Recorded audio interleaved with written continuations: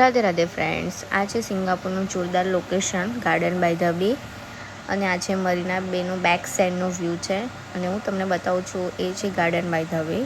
અહીંયા રાત્રે 8 વાગ્યાની આસપાસ લાઇટિંગનો જોરદાર શો થાય છે, તો હું તમને વિડીયોમાં બતાવું છું અને વિડીયો ગમે તો પ્લીઝ લાઇક શેર સબસ્ક્રાઈબ કરજો. Some lights and musical trees. Tonight we present Garden Waltz. So pick a spot, grab your cameras and enjoy the show.